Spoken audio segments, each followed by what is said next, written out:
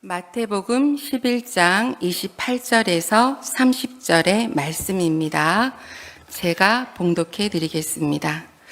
수고하고 무거운 짐진 자들아 다 내게로 오라. 내가 너희를 쉬게 하리라. 나는 마음이 온유하고 겸손하니 나의 멍에를 메고 내게 배우라. 그리하면 너희 마음이 쉼을 얻으리니 이는 내 멍에는 쉽고 내 짐은 가벼움이라 하시니라. 아멘. 휴가 시즌이 시작되고 있습니다. 쉼없이 달려오던 삶 속에서 이 시기가 되면 누구든 휴가를 생각해 보게 됩니다. 여러 가지 걱정으로 망설이다가도 이 시기를 놓치면 마치 쉴 길을 잃어버릴 것처럼 가까운 곳이라도 우리들은 휴가를 떠나는 사람들이 많이 있습니다. 사람들은 어려운 상황이 있을지라도 날씨가 험악해진다는 일기예보가 있을지라도 휴가철이 되면 휴가를 떠나려고 합니다. 왜 그럴까요? 그것은 인간에게는 쉼이 필요하기 때문입니다. 힘든 직장 생활로 인해서 빽빽하게 살아가는 그런 사람들에게도 쉼이 필요하고 퇴임을 하고 집에서 지내는 사람에게도 똑같이 쉼이 필요합니다. 지치고 힘듦은 누구에게든 찾아오기 때문입니다. 비단 사회적으로 성공해서 남은 노후를 풍요롭게 보내는 사람일지라도 쉼은 필요한 것입니다. 솔로몬은 전도서 2장 23절에서 일평생에 근심하며 수고하는 것이 슬픔뿐이라 그의 마음이 밤에도 쉬지 못하나니 이것도 헛되도다 라고 말했습니다. 인생에는 슬픔도 있고 아픔도 있고 근심이 있을 수밖에 없습니다. 그래서 우리에게 안식이 필요한 것입니다.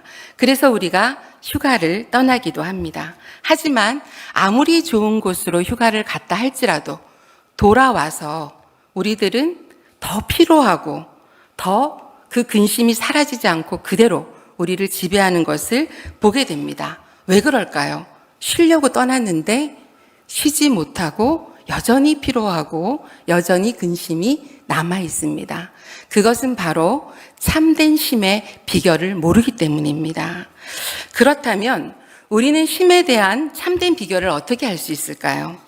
오늘 본문을 통해 어떻게 하면 참된 쉼을 얻을 수 있을지 함께 말씀을 통해서 배워보기를 소망합니다. 오늘 본문인 마태복음 11장은 12제자를 부르시고 그들이 해야 할 사역에 대해서 예수님께서 명하시기를 마치시고 여러 동네로 가르치시고 전도하시려고 떠나가시는 장면에서 11장은 시작이 됩니다. 세례 요한이 죽음을 당하던 이 당시에는 우리가 18절 말씀을 통해서 피리를 불어도 춤추지 않고 울어도 가슴을 치지 않는 그런 시대였던 것을 알 수가 있습니다. 20절에도 예수님은 말씀을 통해 회개하지 않는 고울들을 책망하셨습니다. 가장 많은 이적을 보여주셨는데 갈릴리의 고라신과 벳세다와 가버나움은 회개하지 않았습니다. 어둠이 있는 곳에 빛을 비추었는데도 그 빛을 거부하는 교만한 백성이 되었던 것입니다. 오늘 우리에게 들려주신 하나님의 말씀을 현대의 언어로 다시 한번 경청하겠습니다. 새번역 성경으로 제가 읽어드리겠습니다. 수고하고 무거운 짐을 진 사람은 모두 내게로 오너라. 내가 너희를 쉬게 하겠다. 나는 마음이 온유하고 겸손하니 내 멍에를 메고 나한테 배우라. 그리하면 너희는 마음에 쉼을 얻을 것이다. 내 멍에는 편하고 내 짐은 가볍다. 아멘. 교만한 사람들은 진리의 말씀을 들으려고 하지 않습니다. 세상 속에서 진리를 외면하는 사람들은 결코 참된 안식을 얻을 수 없습니다. 진리 안에서 쉼을 얻지 못하는 자들은 진리를 의심하고 몸은 죽이되 영혼은 죽이지 못하는 악한 자들을 두려워합니다. 살아가면서 참된 쉼을 얻지 못한다면 어떻게 될까요? 만약 끝까지 주님이 주시는 참된 안식을 모른 채 살아간다면 어떻게 될까요? 본문은 쉼이 필요한 자들은 다 주님께로 오라고 분명히 말하고 있습니다. 우리 주님은 우리의 몸과 영혼을 모두 죽일 수 있는 권세를 가지신 분이십니다. 우리가 두려워해야 할 대상은 바로 예수 그리스도임을 우리는 명확하게 기억해야 합니다. 쉼을 얻는다는 것은 시간적인 자유를 누린다는 생각만으로는 부족합니다. 주님이 주시는 쉼을 갖는다는 것은 일상을 잠시 벗어나는 것도, 하던 일을 중단하는 것도 아닙니다. 쉼에 해당하는 헬라어가 아나파시우스입니다. 아나파시우스는 수고로부터의 경감, 완화, 제거하여 쉰다, 새롭게 한다, 소생한다라는 뜻을 가지고 있습니다. 쉼이라는 아나파우시스라는 이 단어 속에는 멈춤을 의미하는 파우시스와 위로부터 다시라고 하는 전치사 아나가 합쳐진 명사입니다.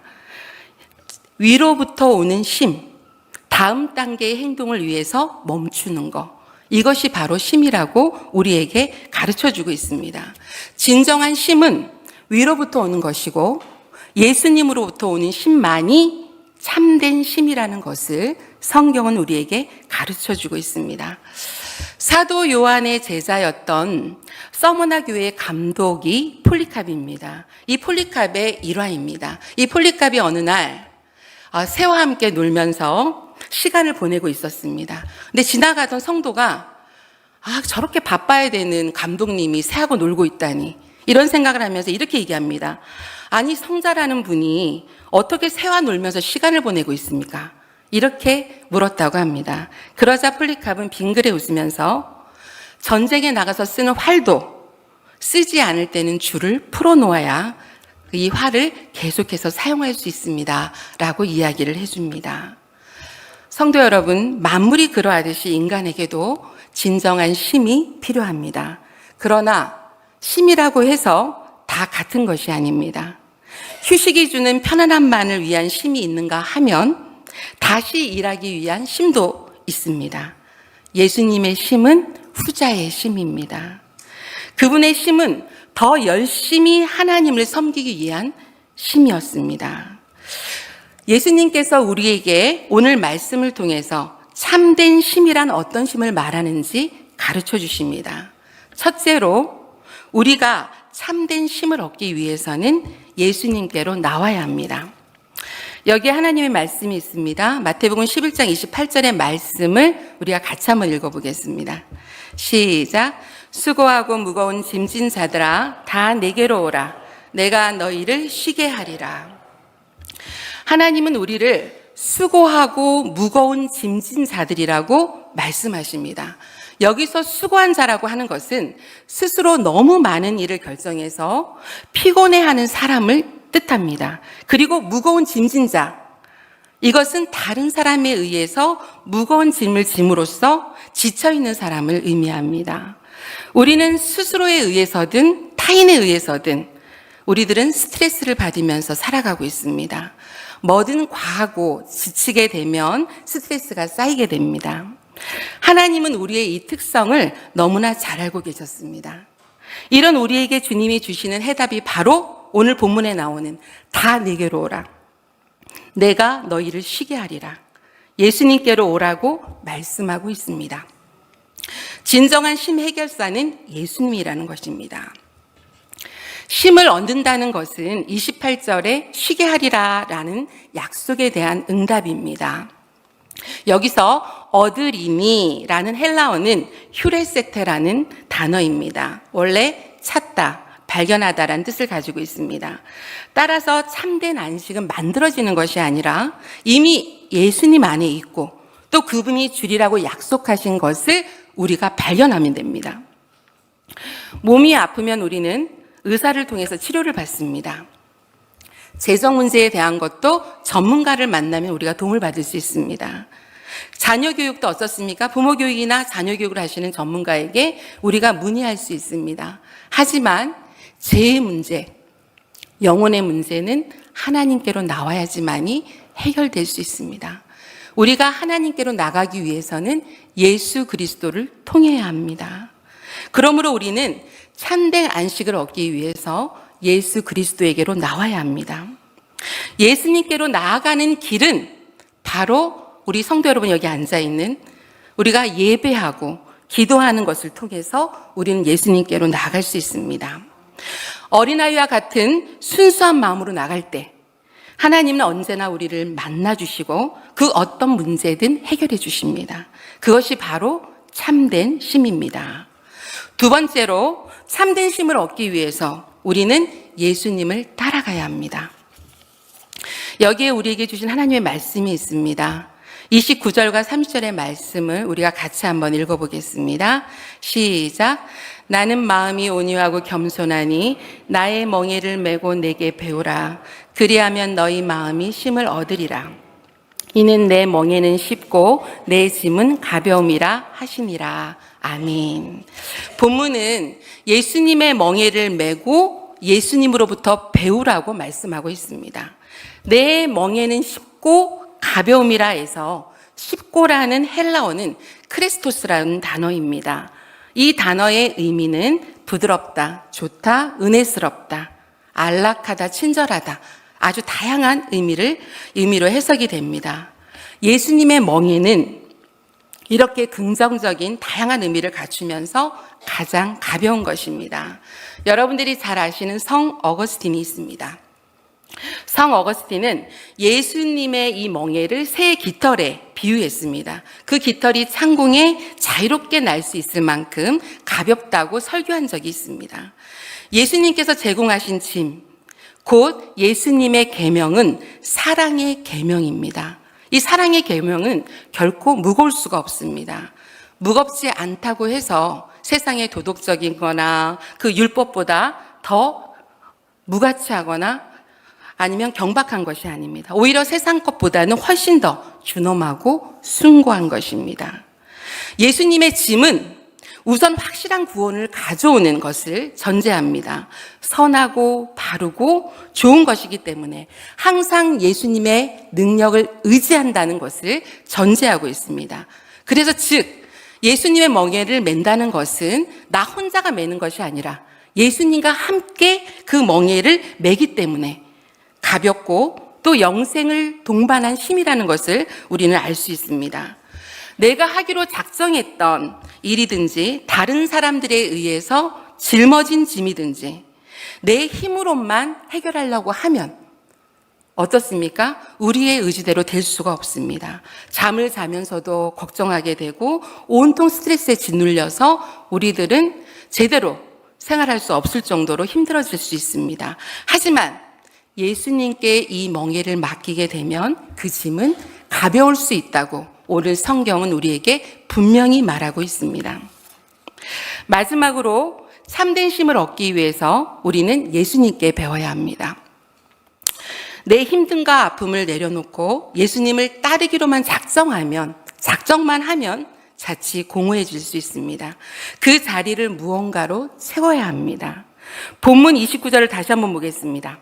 나는 마음이 온유하고 겸손하니 나의 멍에를 메고 내게 배우라. 그렇습니다. 멍에를 메고 있으라는 것은 예수님 곁에서 예수님의 온유와 겸손을 배우라는 것입니다. 세상은 세게 나가는 사람들이 주도하고 있습니다.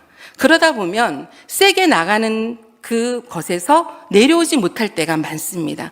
계속 세게 나가려고 하면 저 사람이 나를 무시할까 봐 세게 나가고, 그렇죠? 뭔가 내가 짓눌리지 않게 세게 나가고 강하게 이렇게 나갈 때 어떻게 될까요? 결국은 내 안의 평안이 무너지게 된다는 것입니다. 그래서 우리는 오늘 예수님, 부활하신 예수님의 성품으로 우리가 온유와 겸손을 이야기합니다. 그래서 예수님께서는 우리에게 나는 마음이 온유하고 겸손하니 나의 멍에를 메고 내게 배우라. 이렇게 말씀하고 있는 것입니다. 시편 37편 11절에 보면 이렇게 말씀하고 있습니다. 그러나 온유한 자들은 땅을 차지하며 풍성한 화평으로 즐거워하리로다. 여러분, 결국 온유한 자가 땅을 차지하게 됩니다. 그래서 세게 나가는 자가 아니라 온유한 자가 승리하게 됩니다. 그 온유를 다른 누구도 아니고 예수님께 배우라는 것입니다. 또한 예수님을 통해서 우리가 배워야 될 것은 바로 겸손입니다. 세상에서는 남을 지배하려고 용을 씁니다. 자기를 주장하려고 악을 씁니다. 그러나 그러한 지배감과 주장은 결코 우리를 평안하게 하지 않습니다. 사람들은 배려와 존중을 실천하는 자를 가까이 하려고 합니다. 누구든지 그렇습니다. 가까이 하고 싶은 자가 되면 우리는 편안함을 느끼게 되는 것입니다. 성도 여러분, 하나님은 어떨까요? 하나님께서도 겸손한 자를 좋아하며 축복하십니다.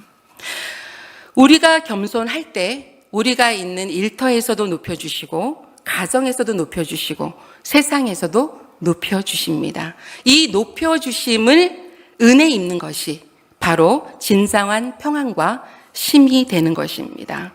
그래서 우리는 예수님의 온유와 겸손을 배워야 되는 것입니다. 제가 오래전에 그 극동방송에서 방송 사역을 한 10년 정도 한 적이 있습니다. 이제 우리 그 극동방송 김장하 목사님께서 이제 처음 시작을 하셨었는데, 김장하 목사님이 직원들을 데리고 큐티 같은 것을 이렇게 지금 바빠서 못 하시지만 초창기에는 계속해서 이 큐티를 하면서 직원들과 예배를 드리셨는데, 큐티 했을 때의 이야기입니다. 한 농부가 밭을 갈다가 잠시 쟁기를 내려놓습니다. 그리고 무릎을 꿇고 기도합니다. 그러자 천사가 기도하는 농부 대신 밭을 갈아줍니다. 이 이야기는 뭐냐면 명화 속에 들어있는 그림을 풀어서 말씀드린 것입니다. 참 아름다운 그림인데 사람들은 각기 나름대로 밭을 갈고 있다는 것입니다. 어떤 사람은 밭을 갈면서 중간중간 경건의 시간을 갖습니다. 어떤 사람은 밭을 갈면서 죽어라 일만 합니다. 쉴 새 없이 일만 하는 사람과 중간중간 경건의 시간을 가졌던 사람은 일의 양을 놓고 봤을 때는 차이가 날지 모르겠지만 그 결과적으로 봤을 때는 두 사람의 삶은 엄청나게 차이가 있다는 것입니다. 여러분, 경건의 시간을 갖는다는 것은 하나님께 점검을 받는다는 것이고, 또 우리가 하나님 앞에서 경건의 시간을 갖는다는 것은 하나님의 지혜를 얻는 시간이라는 것입니다. 그래서 우리들은 경건의 시간을 통해서 하나님을 만날 수 있어야 합니다. 성도 여러분, 여러분들은 지금 어떻게 밭을 갈고 있습니까? 아무리 우리가 바쁘더라도 쟁기를 잠깐 내려놓아야 합니다. 그리고 하나님 앞으로 나아가 기도하고 예배해야 됩니다. 누구나 하나님께서 주시는 안식을 알 수 없고 그 말씀대로 살 수도 없습니다. 우리가 진리신 예수 그리스도를 믿고 구주로 믿고 그 말씀과 삶을 배우고 따라갈 때 우리는 참된 쉼을 얻을 수 있습니다. 말씀을 마무리하면서 오늘 본문 29절의 말씀을 우리가 같이 다시 한번 우리가 꼭꼭 내 안에 눌러서 마음에 새기면서 한번 읽어보도록 하겠습니다. 시작. 나는 마음이 온유하고 겸손하니 나의 멍에를 메고 내게 배우라. 그리하면 너희 마음이 쉼을 얻으리라. 아멘. 지금 우리는 예수 그리스도의 말씀대로 참된 쉼을 얻고 있습니까? 혹시 하나님의 기준이 아닌 세상의 기준으로 일탈을 꿈꾸며 편안함만을 취하는 그런 휴가를 계획하고 있지는 않은지요? 우리 모두는 하나님의 기준대로 살아가야 하는 그리스도인입니다. 참된 그리스도인은 참된 쉼을 주시는 이가 누구인지 분명히 알아야 하고 그 안식의 주인인 예수 그리스도에게 감사한 마음으로 온유와 겸손을 배워야 합니다. 우리 모두 이 여름에 온유와 겸손하신 예수 그리스도를 좇아 주님과 동행하는 참된 쉼을 계획해 보시고 실천하시길 주님의 이름으로 소망합니다. 기도하겠습니다. 하나님 아버지, 연약한 우리의 인생에는 슬픔과 아픔과 근심이 있습니다. 그래서 우리에게는 참된 안식이 필요합니다. 세상적인 기준으로 일상을 떠나 휴가를 가보지만 다녀온 후에도 피로와 근심이 사라지지 않습니다. 주님이 주시는 참된 쉼의 비결을 알고 주님께로 나가고 주님의 말씀대로 따라갈 때 우리는 부활하신 주님의 성품인 온유와 겸손을 배울 수 있습니다. 이번 여름 휴가 때는 참된 쉼을 주시는 주님을 기억하고 예수 그리스도와 동행하는 쉼을 계획하고 실천할 수 있도록 인도하소서. 예수님의 이름으로 기도드립니다. 아멘.